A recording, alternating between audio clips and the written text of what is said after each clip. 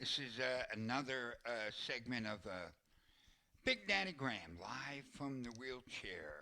Coming to you every Wednesday night live for those of you who like your podcast live. I know the overwhelming majority of people listen to it later, but let me tell you this April 8th, Easter weekend, but I'll get more to that in a minute.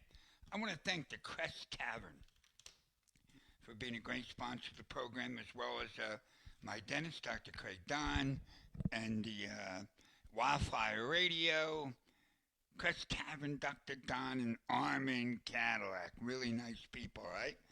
I got 10 topics tonight, and we see how we do with them. I had a rough time getting on.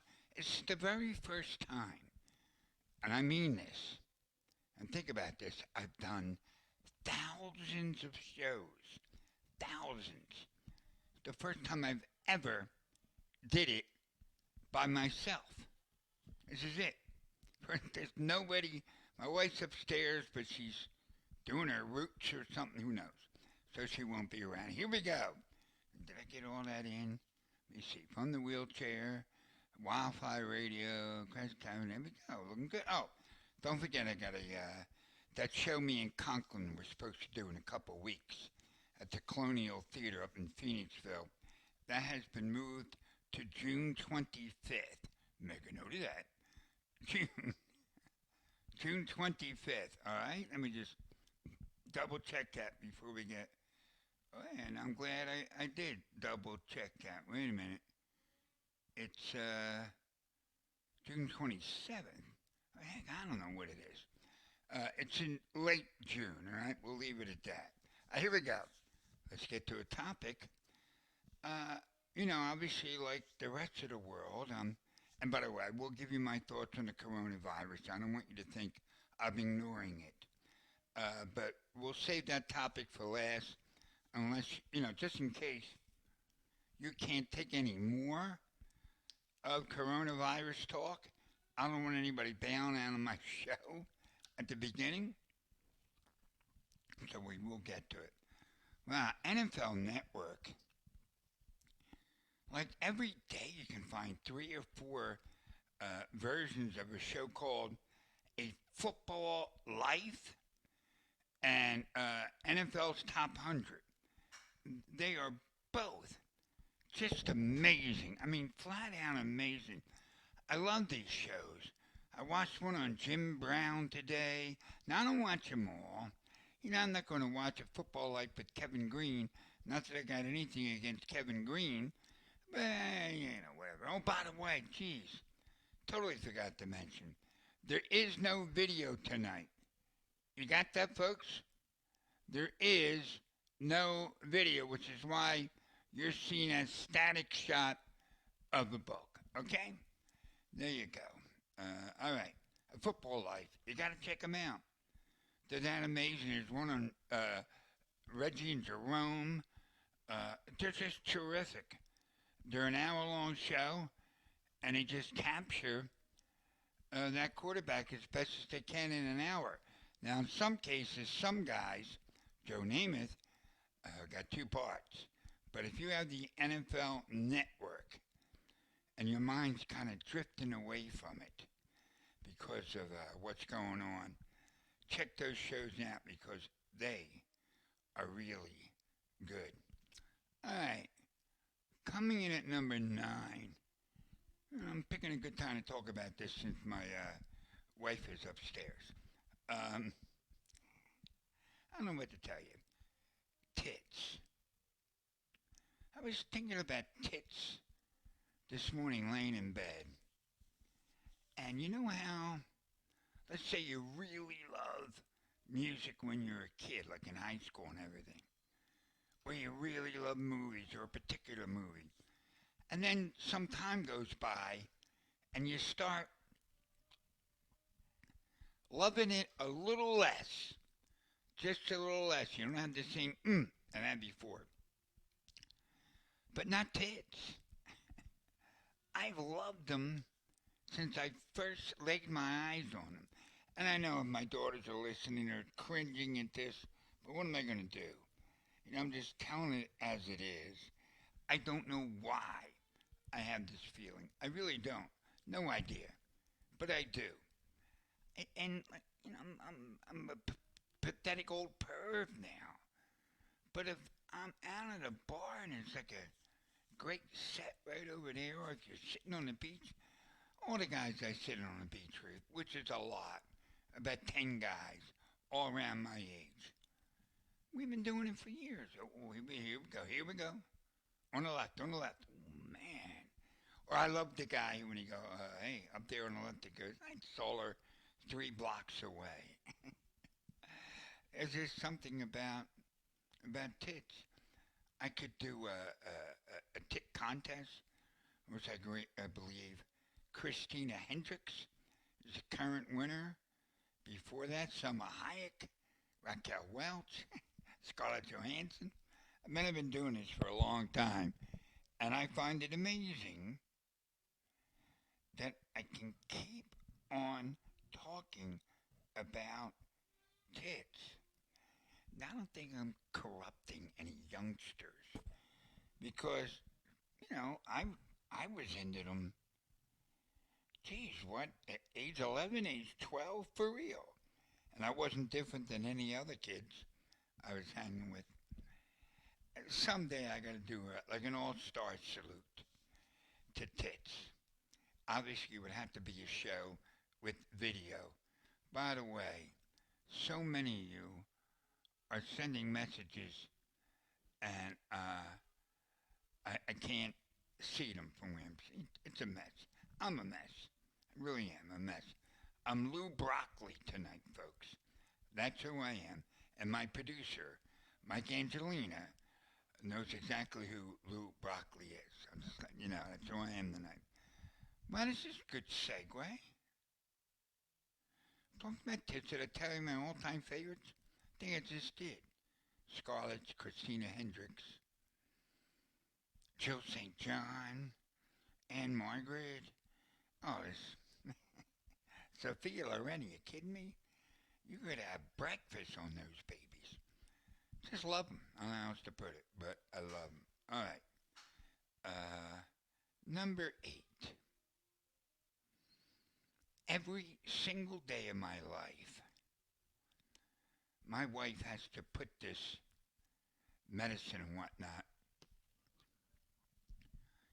soothing lotions, and it's all, anti whatever, make sure I don't get some further fungus and die. But my ass needs to be worked on every day. One cheek of it, anyway. Now, it's humiliating enough that my wife has to do this work. It's humiliating for her, humiliating for me. But oh my God, one day I should have somebody film it. Like 2 days a week, these nurses come in. Some of them are not quite nurses, but they're allowed to do what they're doing to me. And I will lay on the side of my bed with my pants down, listening to my wife and a nurse discuss my ass. And I can't begin to tell you how humiliating this is. It's horrible. It really is. You'd think I would find the humor in it.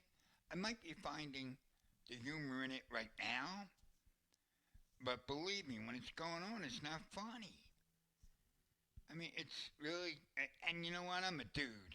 I don't care all that much. What do I care about how my ass looks? But not when it's covered with sores. But imagine if a woman had to go through what I go through. Couple nurses checking out her ass? Nah, not happening. Not happening. All right. 9. A football life. No, that's 10. 9. But the tits. 8. Talking about my ass. What a great show that we are up and running here. Don't forget the Crest Tavern, open year round. Down there in Wildwood Crest. Stop by, say hi to my man, Timmy Fitz. All right. Number 7, Green Day. I don't have like a huge reason Well, I guess you could say I could. They have a new album out. Now, Green Day, let me go to the iPhone. Green Day has been around. How old's Dookie? 25 years? I mean, they've just been around a long time. And I just don't know how they continue to make interesting music. Now, I'm not going to kid you. They were formed in Berkeley, California, 86, 96, 06, 16, 34, 35 years old. It's just amazing. Now, they're blessed with the fact they have an absolutely terrific writer. Billy Joe Armstrong really knows how to write a song. He knows how to produce it. He knows how to play it. Put me down as a major Billy Joe Armstrong fan. By the way, this week, Billy Joe Armstrong did a version of I Think We're Alone Now. Might have been Jimmy Kimmel, Jimmy Fallon, one of those. Find it. It's really, really good. It's a great version. All right. And Green Day, I was lucky. For a guy my age, I was way into Green Day before other guys my age because of my daughter Keely, who loved Green Day right from the start with Dookie. Now, they got a couple other records out before that, but Dookie's what really sets it going. And Dookie's a great record. It really is. It's a classic. And they just keep making them. Dookie comes out in 94. 26 years later, they're releasing The Father of All Mother. Well, it says Father of All Motherfuckers. That'll be the only time I drop the F-bomb tonight. Wow. They make a lot of really good records, but then American Idiot comes out. And I remember when I heard American Idiot, I went, wow, this band is special. I didn't realize they were special to American Idiot. But then 21st Century Breakdown has a lot of good cuts on it. There's cuts here and there on Uno, Dos, Tres. They're still out there rocking and touring. A big fan. And I got to thank my daughter Keely for turning me on to Green Day a long, long time ago. I saw them once live up at McGonigal Hall on Temple campus, and they were just terrific. And I think that's like a long time ago. Don't forget, I'm still having problems with my teeth because I haven't been able to go see Dr. Don in like 3 weeks now. So I'm sure you're hearing that I am talking funny. All right. Number 6. Got a movie that you got to check out. And I saw it for free on one of the Showtimes or HBOs or whatever. It's a movie called Before the Devil Knows You're Dead. Great title. An amazing cast. Philip Seymour Hoffman, Ethan Hawke play two brothers. They're going to be so easy to hate when you watch this movie. It just gets worse and worse. They decide to rob a jewelry store. And everything that could possibly go wrong goes wrong. That's all I'll tell you. Albert Finney, who I've always loved, plays the dad. What's her name? Shoot. Who's the one from, help me out here, gang. Who's the, oh, God. She plays Ethan Hawke's wife in this movie. She won an Oscar for, My Cousin Vinny. What is this chick's name? That's embarrassing. I can't remember that. All right, hold on. I can't go any further without an answer to this. All right. Before the devil knows you're dead. Well, let me do my cousin Vinny instead. My, isn't this great radio? Just babbling on and on. Marissa Tomei, or Marisa Tomei. God, I love her. She's so beautiful. She was great in The Wrestler, where she played like a stripper at the real age that many of these strippers go to. Like in the movie, she's like 39, I think, 38, 39, and she looks it, but then she also looks amazing for a 38, 39-year-old woman.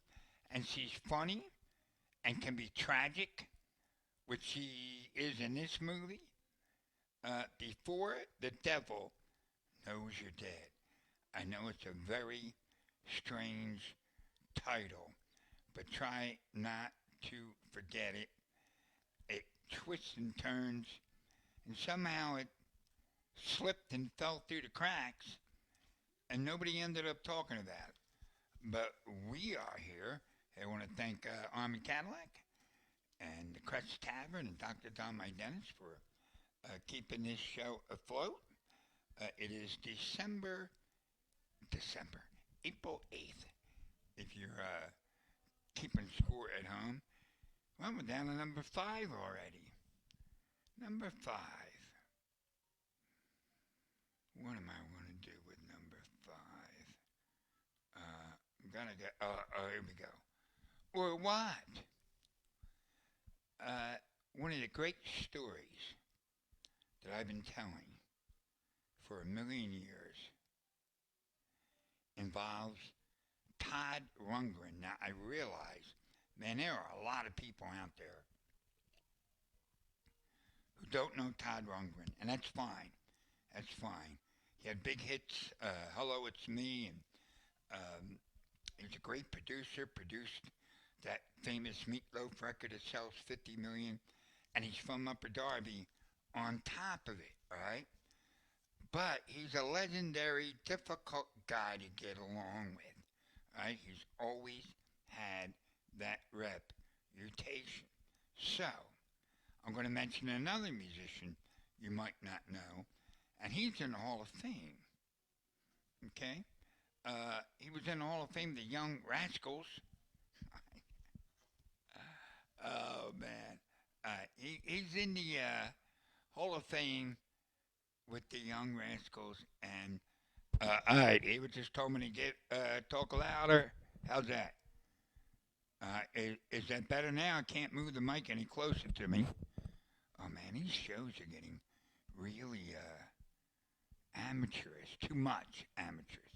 A little amateurish is okay. Who am I looking for? I was talking about Marisa Tomei. The devil knows when you're dead. All right, well, too bad. Oh, I'm opening up for the Young Rascals. Felix. No wonder you couldn't remember that name. Felix Cavalieri is the opening band for Kansas. And I am opening up the whole show. And I'm hanging out in the green room. And Felix is part of the green room. He was a really cool guy. And it wasn't like he went, you know what, this is not your green room. No, he was having a blast with all the stories that we were going back and forth with. And finally, I decided in my head that I might be able to tell him this story because he seems like a really cool guy. So I say, Felix, is Todd Rundgren as big of an asshole that I've heard for most of my life? And Cavalieri went nuts. He's laughing. And he goes to somebody in the middle of the room. I said he wants to know if Todd Rundgren is as big of an asshole as he's heard. And then they all crack up. They all crack up, right? So then I tell this Todd Rundgren story courtesy of a buddy of mine out in L.A. by the name of Brian. My main man Brian, this goes out to you. The zoo used to have shows for about one summer, maybe two. I saw the Talking Heads there. I saw the B-52s there. All right, they had great, great acts all summer long. And now I am seeing Todd Rundgren. But I don't even really know Brian that well yet. I don't know him at all. Yeah, there you go. He's like 15. You know, I'm like 10 years older than him. Anyway, he's hanging out during Todd Rundgren's sound check because he figured a way how to sneak in. And the sound check's going on, and now it's over.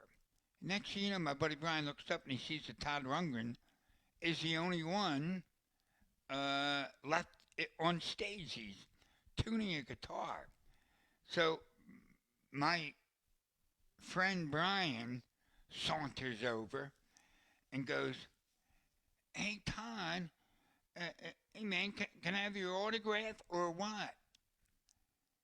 And Todd looks at him, puts the guitar down on one of those guitar stands, turns to Brian and goes, "Or what?" and walks off. I absolutely love that story, and it's absolutely positively true. I got to tell that story, by the way. I got to tell that story. I know my daughter's bugging me to push something up. Is it that bad?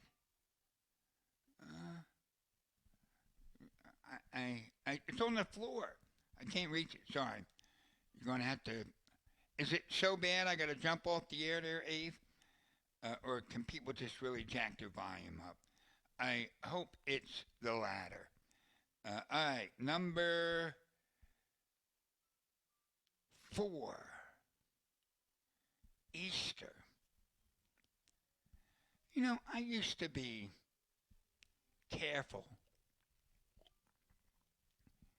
And whenever I started to talk about Catholicism, I wanted to make sure that I was not hurting anybody. Yeah, but I just don't care anymore. I don't understand for the life of me how the Catholic Church even has 3 people in it.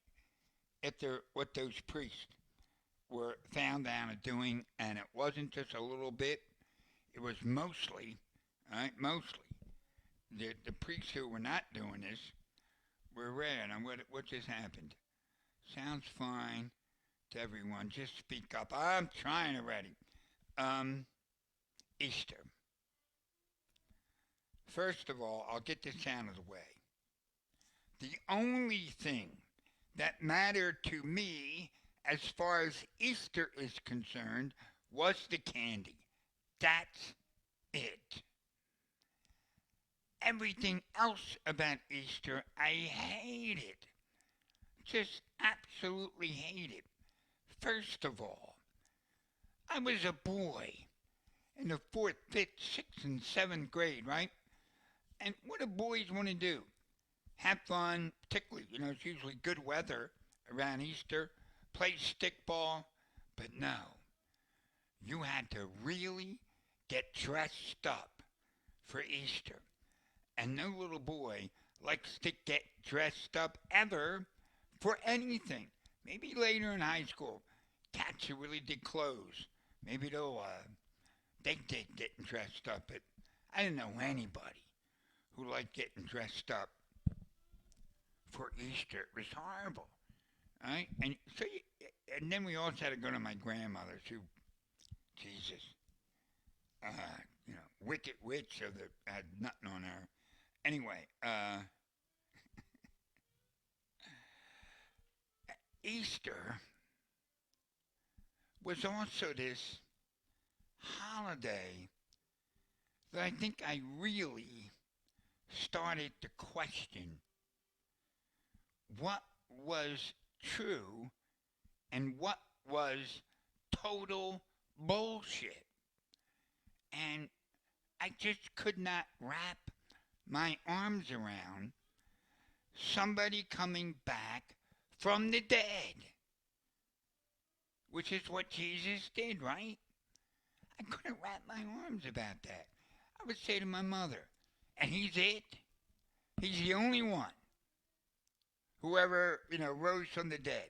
Just one guy. And we have no footage, no eyewitnesses, nothing.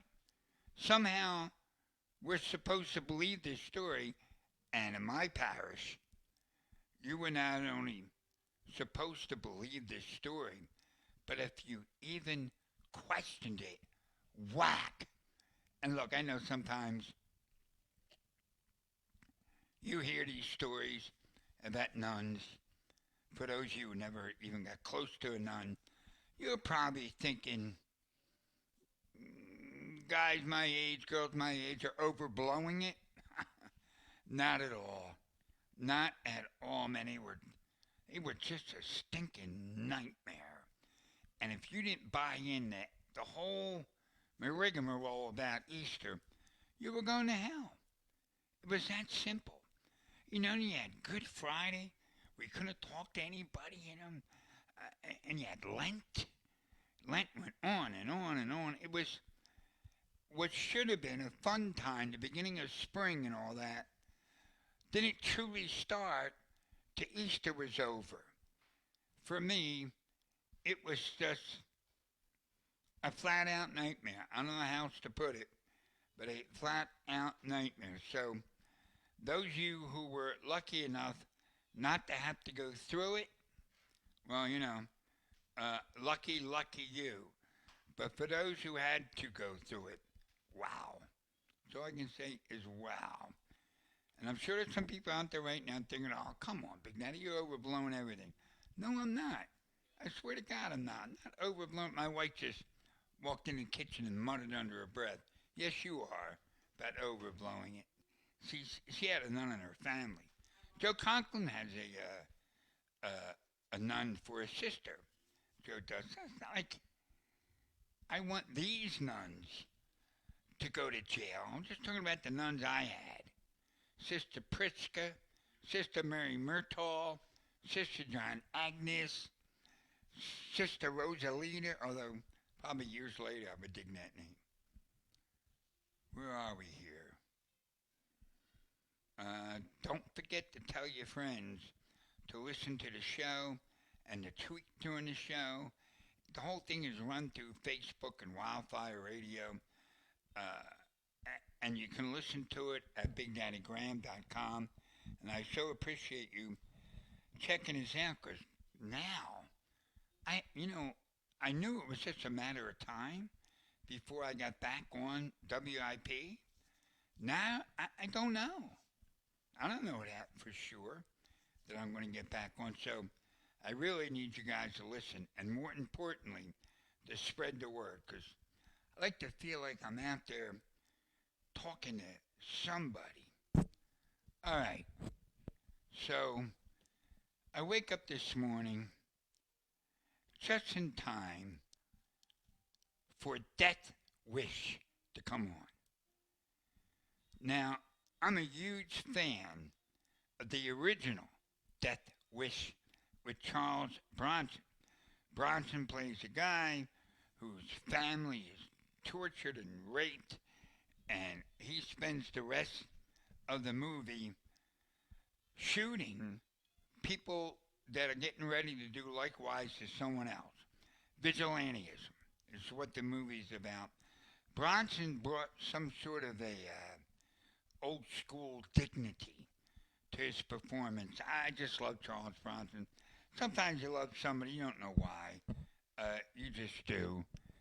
But this one did not star Bronson. It starred Bruce Willis. Now, I can like Bruce Willis in the right role. I know some people just think he's like the worst actor ever. And I know people absolutely love him. I'm in the middle. Sometimes I dig him big time. Sometimes I don't. What did I think of him in this movie? Not much. Not much. I thought called for a younger man.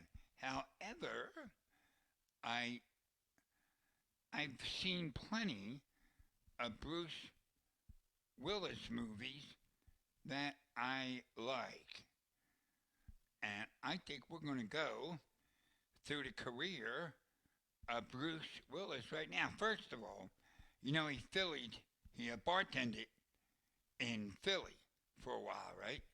You all know that.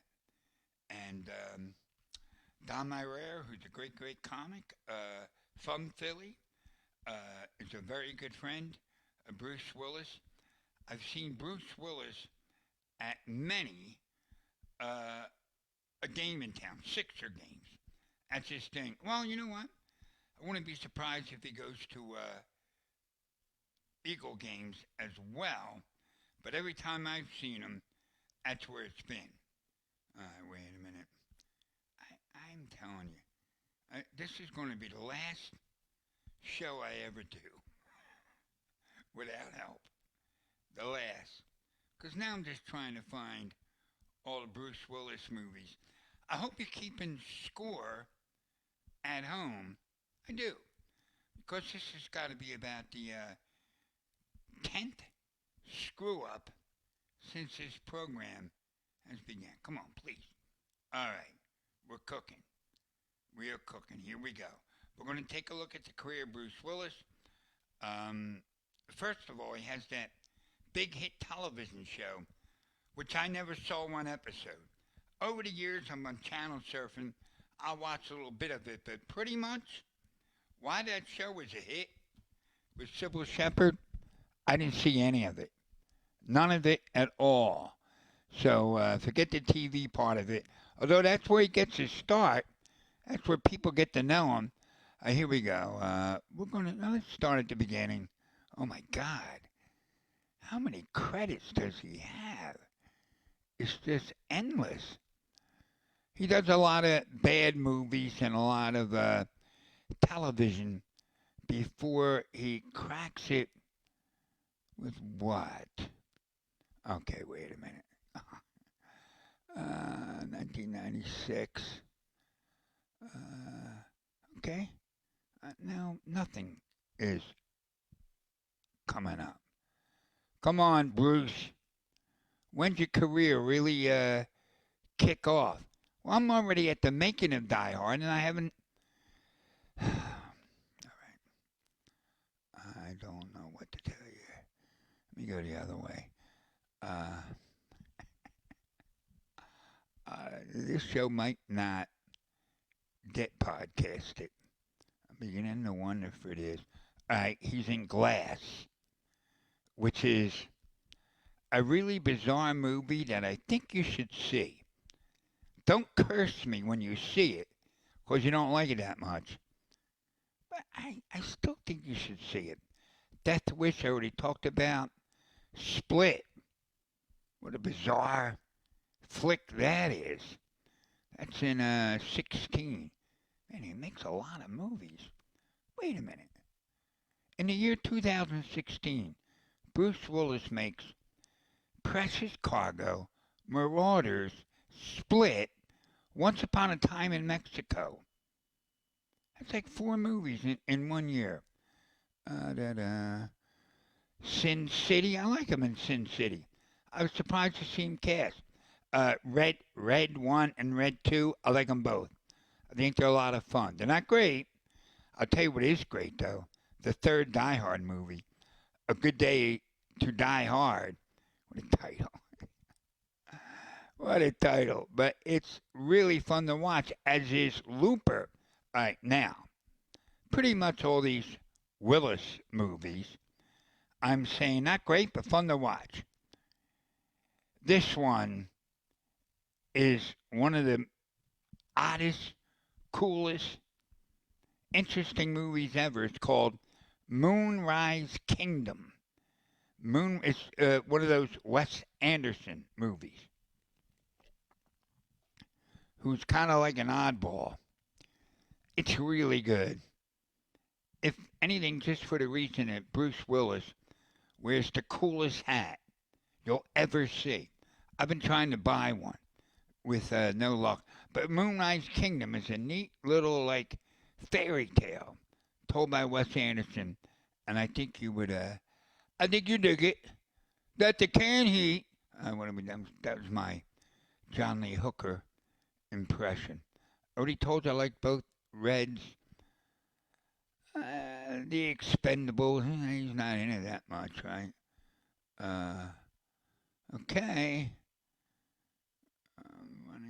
There's Live Free or Die Hard again. Uh, Grindhouse. He does the first one, Planet Terror, which I don't like. 16 Blocks. Believe it or not, I saw 16 Blocks and enjoyed it. Makes an appearance on that 70s show. The first Sin City. Hostage.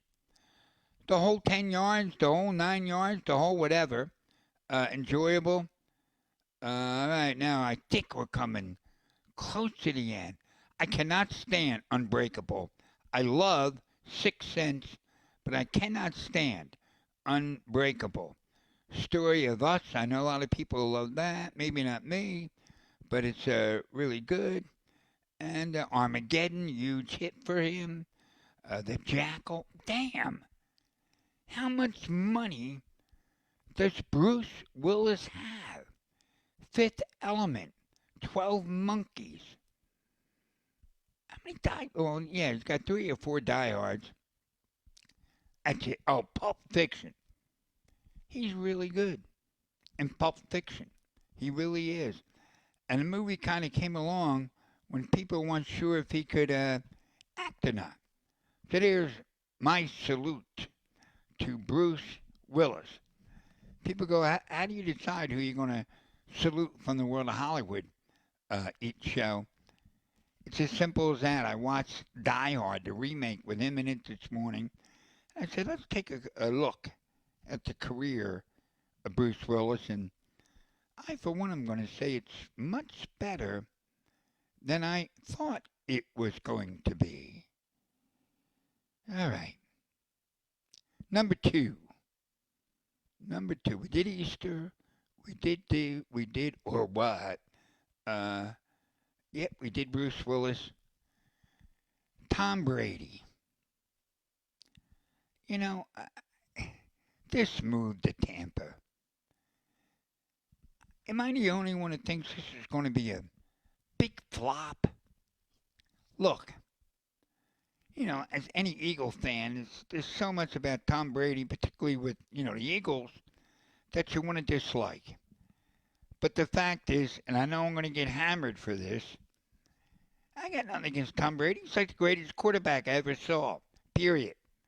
Greatest quarterback I ever saw. And I'm old enough to have seen, Namath and Montana and Elway and Sonny Jurgensen, Brett Favre.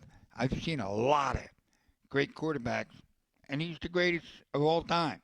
It's not even up for discussion. But because nobody's playing, there are no hockey playoffs. Basketball playoffs weren't even getting ready to start yet. There's nothing. So they have to show endless footage of Tom Brady picking his nose if he's caught at an intersection doing that. Believe me, don't run it. They'll show footage, night and day on this.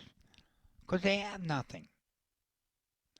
But Tom Brady, the greatest of all time, going to Tampa, well, that is a story. For the record, it's over for both. Maybe not over for Belichick. Maybe. It's definitely over for Brady. I'll be shocked if he takes that team anywhere. Where Belichick, man, he's like the best ever at picking talent and putting talent in the right spot. But I still don't see it happening this year. And actually, if Brady's going to finish his career with Tampa, I don't think it's ever going to happen again. I don't wish him ill luck or ill health or none of that. I'm just saying I don't think it's going to work out. And I'm also getting tired of seeing his mug on my TV. All right. Want to thank everybody who's been listening to the show. Remember, the real key is to let your friends know. And I know so many of you have been sending comments throughout the show. I will read them when I get off, and I will comment on some on next week's show. And by the way, I'm thinking of doing 2 shows a week. I'll keep you posted on that, all right? I just don't know what to say about the coronavirus. It's terrible. I'll tell you what, this much. It's real. And if you're doing what you've been told to do, which is stay inside the house and come in contact with the least people as possible, you can hold your head up and, say you're a good, kind hearted person. If you think I'm getting patriotic with all this crap, I'm not. This has nothing to do with whether you're Republic or Democrat. Nothing. Zero. It's a deadly virus that could wipe out well, it's already wiped out thousands of people. So look, is it killing me to stay in every day? Absolutely. Kill me. I do go for a little wheelchair scoots around my development, but I'm not getting, in touch with anybody. Just, it's so easy. Just stay home. Come on, guys. We all got a couch potato built inside our souls. You too, gals. You all got them too. So, enjoy your 100 television stations. Pick up a book and read it. My wife spends a tremendous amount of time uh, watching our grandkids through the phones and everything. And she's constantly filming stuff, or my daughter is. So there's stuff to do. Just, well, first of all, there's no bars or restaurants open. So where you going? Movie theaters closed. Ball games none. So there's no reason for you to go anywhere anyway. So just stay home. And please, I'm begging you, do not turn this into something political. There's nothing political about it. If all of a sudden you were struck with cancer, well, there's nothing political about that. There's nothing political about this. It just shows you what an insane time we are living in. Insane. That everything somehow gets flip-flopped into politics, which I loathe. I loathe them. This has nothing to do with it. Do you care about your brother and your sister? I mean, your real brother and sister.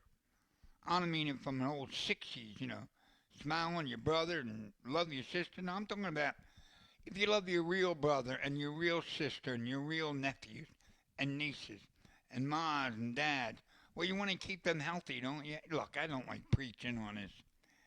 I don't know shit from Shinola when it comes what's going down with this. So I just do what I'm told, and being paralyzed, it's not that big of a deal. So enjoy yourself at home. Let's hope this thing will lift, and everybody eat a ton of Easter candy on Sunday.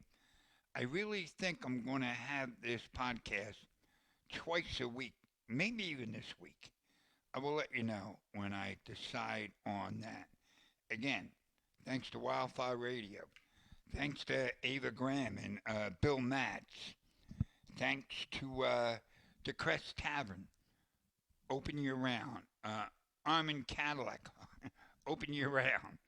Although I don't think his store is open at the moment.